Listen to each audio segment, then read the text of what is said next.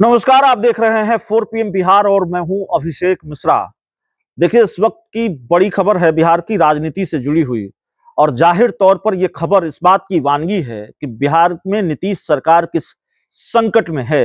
अगर floor test के दौरान बहुमत साबित भी हो गया, फ्लोर टेस्ट में अगर नीतीश कुमार अपना बहुमत साबित भी कर पाए तो सवाल है कि ये सरकार फिर कितने दिनों तक चल पाएगी। इस सरकार पर संकट के बादल हमेशा मंडराते रहेंगे क्योंकि इसके संकेत लगातार मिल रहे हैं।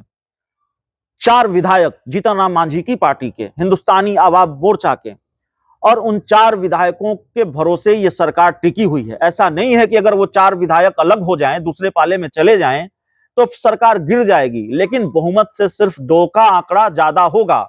और ऐसी स्थिति में सरकारें कितने वक्त तक, ऐसी स्थिति में सरकारें कितनी दूर तक चल पाती हैं, ये देश का राजनीतिक इतिहास समझने की जरूरत है, जानने की जरूरत है। देश के राजनीतिक इतिहास में ऐसी कई कहानियां हैं।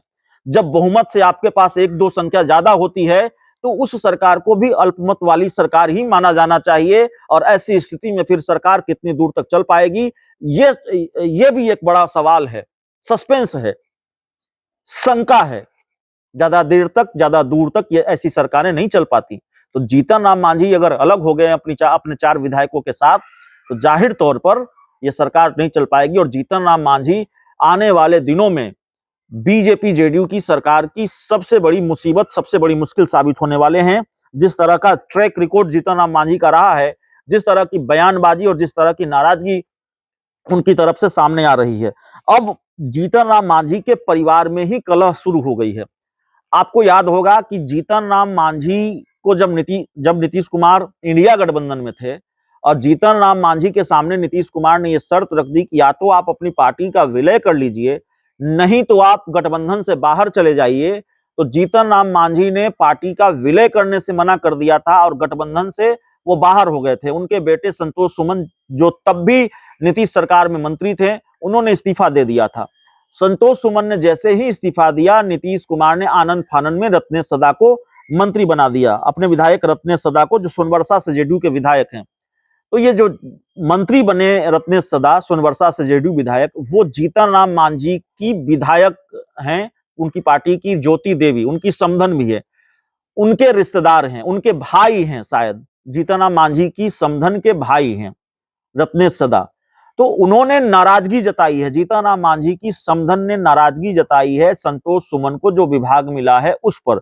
जो मीडिया रिपोर्ट्स के हवाले से खबर आ रही है, इस बात को लेकर नाराजगी जताई है जीतन राम मांझी की समधन और उनकी पार्टी के विधायक ज्योति देवी ने कि मेरे भाई रत्नेश सदा का विभाग ही क्यों दिया गया संतोष सुमन को, दूसरे विभाग भी दिए जा सकते थे, कई विभाग मिले हैं कई मंत्रियों को, और मेरे ही भाई का क्यों विभाग दिया गया है। उन्होंने कहा है कि संतोष सुमन को भले ही किसी दूसरे विभाग का मंत्री बनाया जाता, लेकिन उनके भाई से विभाग छीनकर उन्हें मंत्री बना दिया गया, जो ठीक नहीं है। उनके भाई रत्नेश सदा को मंत्री पद से हटाकर उस विभाग को संतोष मांझी को क्यों दिया गया, यह तो नीतीश कुमार और एनडीए के शीर्ष नेता ही बता सकते हैं। उन्होंने कहा कि संतोष मांझी को मंत्री पद मिला है, इससे कोई दिक्कत नहीं है, लेकिन जिन विधायकों को कई विभागों का मंत्री बनाया गया है, उसी विभाग में से किसी एक विभाग का मंत्री संतोष सुमन को बनाना चाहिए था, पर मेरे भाई का ही पद क्यों छीन लिया गया, ये सवाल उठाए हैं रत्नेश सदा को लेकर। रत्नेश सदा जो भाई हैं जीतन राम मांझी के समधन के, उन्होंने कहा है कि क्यों मेरे भाई रत्नेश सदा का मंत्री पद छीनकर और वो विभाग दे दिया गया संतोष सुमन का। तो अभी मांझी परिवार में ही कलह शुरू है, मांझी परिवार में ही कलह शुरू हो गई है। तो जाहिर तौर पर एनडीए में कलह, जेडीयू बीजेपी के विधायकों को टूटने का डर, फ्लोर टेस्ट में बहुमत साबित करने की चुनौती, और जिन 4 विधायकों वाली पार्टी है मांझी, जिनके दम पर सरकार का गिरना या सरकार का बचना निर्भर है कमोबेश, उस पार्टी में कलह, उस परिवार में कलह, जीतन राम मांझी के परिवार में कलह।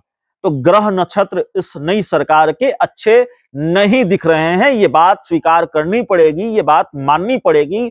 और बहुमत साबित हो भी जाता है तो संकट के बादल इस सरकार पर मंडराते रहेंगे, ये बात भी तकरीबन तय है। बहुत बहुत धन्यवाद।